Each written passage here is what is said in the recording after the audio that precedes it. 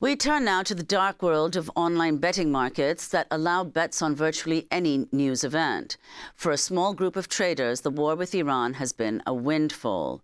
On the night of February 27th, 16 bets on the trading platform known as Polymarket made $100,000 each for accurately predicting when the U.S. would strike Iran. Soon after, one trader made over $500,000 betting that Ayatollah Ali Khamenei would be toppled moments before he was assassinated by Israeli forces. The same surge was seen in oil futures trading as well. Right before President Trump announced a temporary ceasefire with Iran on March 7th, traders bet $950 million that oil prices would drop, which they did. On the same day, 50 Polymarket accounts placed bets that the U.S. and Iran would reach a ceasefire before Trump announced it on social media. Overall, traders have placed over $1 billion in perfectly timed wagers relating to the Iran war.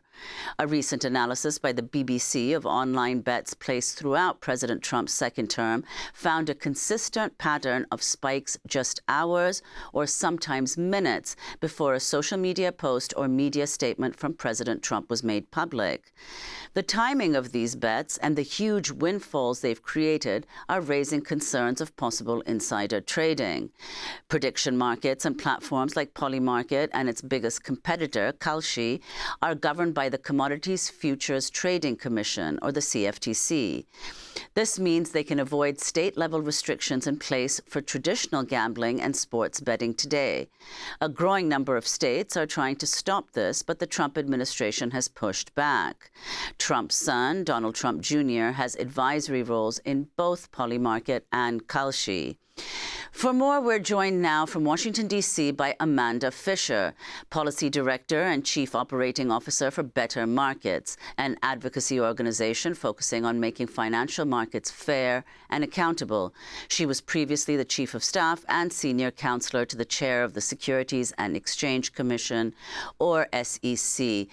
Welcome to Democracy Now!, Amanda Fischer. If you could just begin by laying out what has been happening in prediction markets, particularly since the Iran war began. Yes, thank you for having me. And, you know, these markets have actually existed for decades, and they have a good purpose and intent in that original design of the markets. And it's to allow companies in the real economy to manage their exposure to volatile commodities like oil and basically place bets that will pay out to them if the prices spike.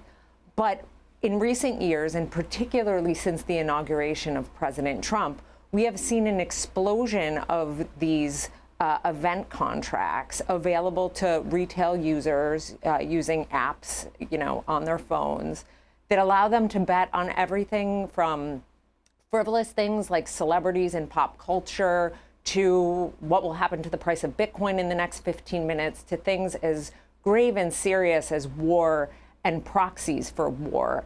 And the real innovation that has taken place in the last 18 months or so is that the Commodity Futures Trading Commission, which is supposed to police what bets are available on these markets and really narrow the focus to be on bets that help people in the real economy manage real commercial risks. They have stood down their enforcement and oversight, and now we see just really a proliferation in any number of gambling opportunities available to people in the United States and around the world. And could you explain, Amanda, how these prediction markets work? Most jurisdictions here do not require Polymarket users to disclose their names. Unlike the stock market, users are presented with a binary option, yes or no, so they're actually competing against one another. And the fact that Polymarkets use cryptocurrency, if you could tell us what the implications of these things are in terms of regulating the industry. Yeah, it's a great question. So Polymarket is not yet licensed to operate in the United States, but they're seeking to. But during the Biden administration, the CFTC with the Department of Justice found that Polymarket was offering their bets to U.S. Traders without the appropriate licensing, and they entered into a settlement and a consent order that required Polymarket to geo-block anyone signing in from the United States. But since the Trump administration came in, there is really not a lot of clarity around if that prohibition is actually being enforced. And obviously, all of this aberrant trading activity around the Iran war raises questions on if people in the United States are placing these bets and profiting. And I think the president's family's involvement in Polymarket as advisors really heighten concerns that perhaps Polymarket is not abiding by the restrictions put in place in 2022. And further, they are seeking to expand in the United States and have licensing pending with the regulator, the Commodity Futures Trading Commission. Amanda, do we know when exactly did Trump's family become involved in these prediction markets as advisors, including, of course, most prominently, Trump's son? You know, similar to the president's involvement in cryptocurrency, this all happened around the time of the election and the inauguration. And again, as you mentioned at the top of this segment, you know, his son is an advisor both to Polymarket and its competitor, Kalshi, which is highly irregular to be an advisor to two firms competing directly head-to-head in the market. And it's really no accident that just really weeks after the inauguration took place, the CFTC, the regulatory agency, stood down on a legal challenge to Kalshi offering bets on election outcomes, U.S. election outcomes. And then also the platforms exploded and started offering bets on sporting events, which have traditionally been regulated by state gambling commissions.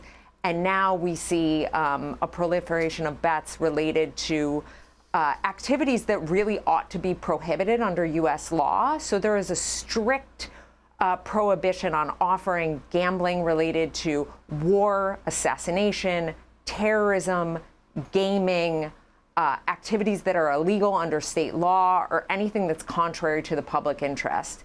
But the CFTC under President Trump has completely retrenched from any enforcement of what kind of contracts are made available on these platforms.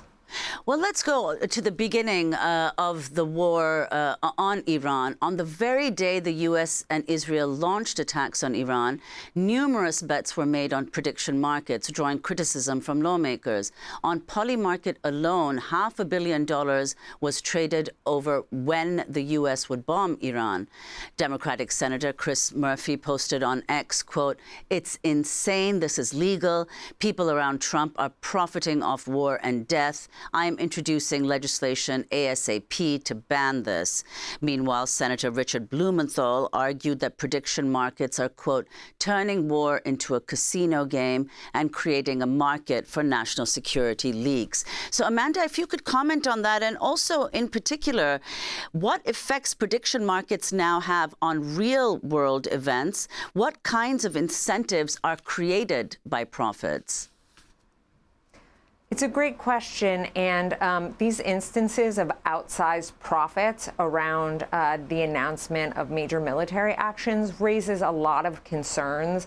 It obviously erodes trust in our democracy, creates national security threats around the leakage of sensitive information, and you know, law enforcement agencies in the United States should be looking into whether or not people in the United States were making these bets on offshore platforms and looking to follow the money and trace it back. I unfortunately don't have a lot of confidence that that is actually taking place.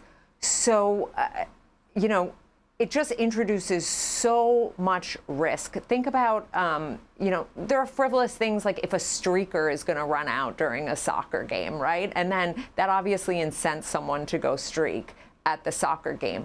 But take that example and put it in a life and death situation around whether or not a strike hits a particular location in a global conflict.